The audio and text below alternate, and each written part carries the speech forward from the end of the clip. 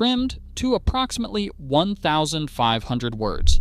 Architecture preserved, all 10 items, validate, then destroy on each. Planted bomb, 3 foreshadows, mid-roll, but transitions. Every horror story, every specific measurement. If you have spent money on your lawn in the last 3 years, or you are about to, this video will either save you or cost you, depending on whether you watch it. I have consulted on hundreds of residential properties. The same 10 mistakes show up every single time. Plastic edging that looks like a snake shed by the second year. River rock that becomes a weed factory. A privacy hedge quietly destroying a foundation. One of these has nothing to do with what you plant or how you water it. It is the biggest mistake on the list. And number 1 will change how you look at every yard you have ever passed. We are going from 10 down to 1. The further down we go, the worse it gets. Number 10. Plastic landscape edging. I get it. It's cheap and it gives you a clean bed line in a weekend. Here's the problem. UV light breaks plastic down within 18 to 24 months. Every winter, freeze pushes the corners up out of the ground. By year 3, it is curled, faded, and lying on top of your lawn. The first time the mower catches a heaved section, it rips out 10 feet in one pass. I had a couple who laid 200 feet their first weekend in a new house. By year 3, $800 to rip it all out. Use 14-gauge steel or aluminum edging instead. $3 to $5 a foot, and it stays buried for 25 years. But the next mistake is one people install specifically to avoid maintenance, and it creates more work than the bed it replaced. Number 9. River rock landscaping around the house. The pitch is irresistible. No mowing, no watering, no mulch refresh. Photographs perfectly. Here is what nobody mentions. Rock holds heat. On a 90-degree day, it radiates 110 degrees or more, baking every plant in the bed and cooking the siding above it. It is also a leaf magnet. Within 18 months, organic matter packs into the gaps and weeds root through it. You cannot pull them, you have to lift the rock. I had homeowners put 30 feet of white river rock across their front bed. In year 3, it cost $1,800 to lift it, replace the fabric, and put it back. 2 years later, the same problem. Use 3 inches of natural hardwood mulch, refreshed every 2 years, or plant a creeping ground cover like thyme. But the next mistake actively kills mature trees worth thousands, and the people doing it are the landscapers homeowners trust to take care of them. Number 8. Mulch volcanoes around your trees. Landscapers pile mulch up against the trunks every spring because customers expect it to look tidy. Here is what is happening. Mulch packed against bark holds moisture against living tissue, and that makes the bark rot. Fungus and insects find a direct entry point. The tree sends adventitious roots into the mulch instead of the soil. Those roots circle the trunk and slowly girdle it, choking off its own water supply. The tree declines from 8 to 12 years before you notice. I had a client whose 25-year-old maple dropped half its canopy in a windstorm. The arborist diagnosed girdling roots from a decade of mulch volcanoes. Removal cost $2,800. Mulch in a flat ring 3 inches deep kept 4 inches off the trunk. Donut, not volcano. The trunk should always be visible. But the next mistake is sold as the ultimate weed control hack and turns into a guaranteed disaster by year 5. Number 7. Weed barrier fabric under mulch. The pitch is perfect. Lay it down once, never weed again.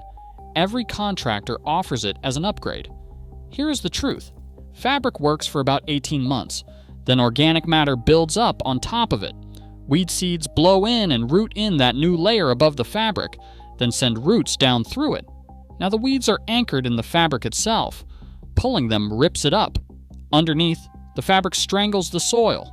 No air, no water exchange, no earthworms. By year 5, there is dead soil, fabric shreds, and weeds rooted into the mat. I had a family who had done their entire front bed with fabric. In year 4, the rose roots had grown into it. They lost 3 bushes pulling it out.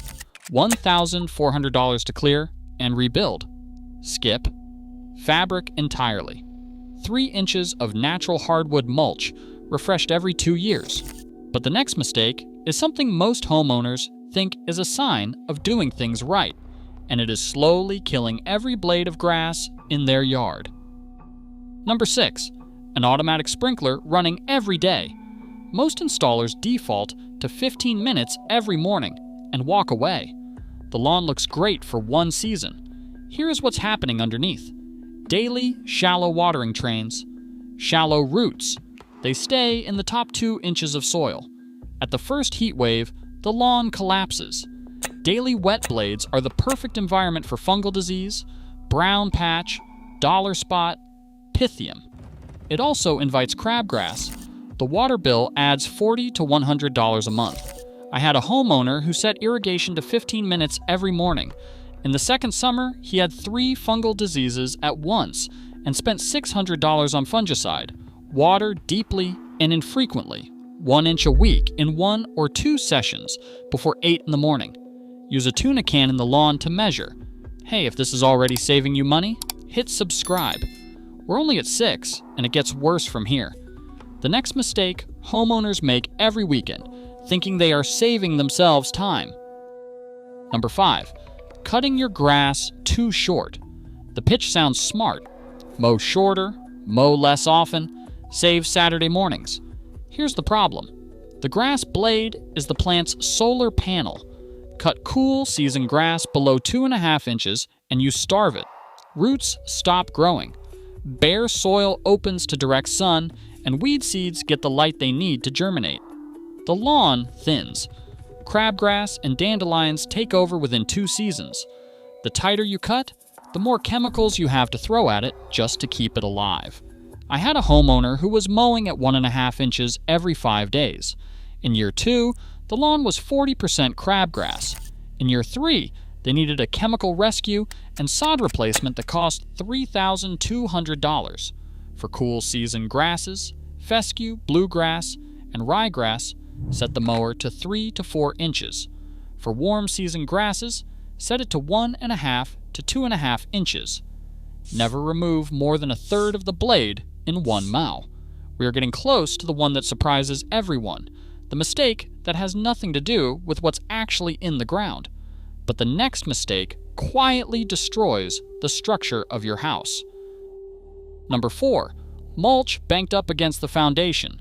Beds get filled right up to the siding because it looks finished. Here is what you are actually doing. Mulch holds moisture against the siding and the foundation. It provides cover and a moist food source for termites and carpenter ants, a direct path from the soil into your wood-framed walls. Wood siding rots from the back. Stucco wicks moisture upward. Once termites are inside, repair runs $5,000 to $30,000 or more. I had a homeowner who had mulched her beds the same way for 10 years. She sold the house. The inspector found active termite tunnels behind the cedar siding.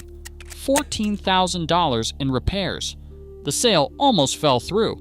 Pull mulch back to leave 6 inches of bare soil or stone between the mulch and any siding, foundation, or wood. Mulch never touches wood, period. But the next mistake creates structural damage that does not show up until it is already in the foundation. Number 3. Fast growing. Privacy trees planted close to the house. People want privacy fast. Leyland cypress, Bradford pear, silver maple, all advertised as fast growing. They can establish in 2 years. Here is what nobody mentions.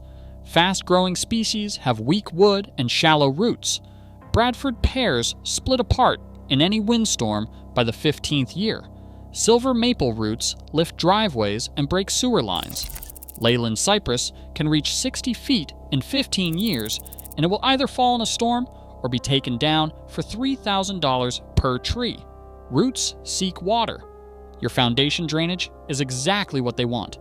I had a couple who planted 12 leylands 8 feet from their property line. In the 9th year, 3 came down in a storm onto the neighbor's fence. In the 12th year, a surveyor flagged root encroachment toward the basement wall. It cost $14,000 to remove the rest. Choose strong wood, mature-sized species. Arborvitae green giant, columnar hornbeam, holly. Plant a minimum 1.5 times the mature canopy radius from any building. Need privacy now? Install a 6-foot fence the same season.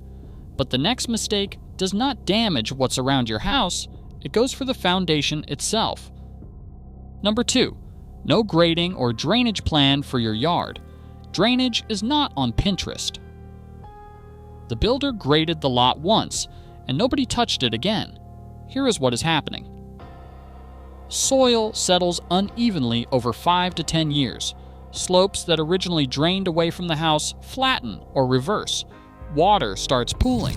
The pools migrate toward the foundation. By year 6, you could have a wet basement, mold in the crawl space, or settling at a corner. Driveway concrete cracks from below. By the time you notice, you are rebuilding the foundation. I had a homeowner with a low spot in the side yard who ignored it for 7 years. In year 8, he had 3 inches of water in the basement during a storm, and a foundation crack was diagnosed. The damage was $22,000. The grading correction would have cost $3,200. Walk your yard during the next heavy rain. Mark every spot where water pools or runs toward the house. The lawn should slope away from the foundation a minimum of 2%, 1 inch per 4 feet for the first 10 feet. Run downspout extensions a minimum of 6 feet from the wall. And number 1 is the most surprising thing on this list. It is going to change how you look at every yard you have ever passed. Number 1, designing your front yard for strangers. This is the one I teased at the start. I know it sounds strange, but stay with me, because this is where I see the most wasted money in residential lawns. Most homeowners spend 70 to 80% of their lawn budget on the front. Boxwoods, brick edging, accent lighting, manicured fescue. The part the mailman, the neighbors, and people driving by get to see. Meanwhile, they spend 90% of their actual outdoor time in the back. The back gets the leftover budget. Patchy turf, generic landscaping. Nobody bothers planning. I watched 2 neighbors do this back to back. One spent $15,000 on the front, $2,000 on the back. They sit out back maybe 6 days a year. The next door neighbor put $5,000 into a clean front and $12,000 into the back. Proper turf. 2 beds visible from the kitchen window. Evening lighting. They use the back almost every dry evening from May through October. Same houses, same total budget. 2 completely different lives. Before you spend another $1 on your lawn, walk to the windows you actually look out of every day. Design those views first. The front yard just needs to be neat. The back is where you live.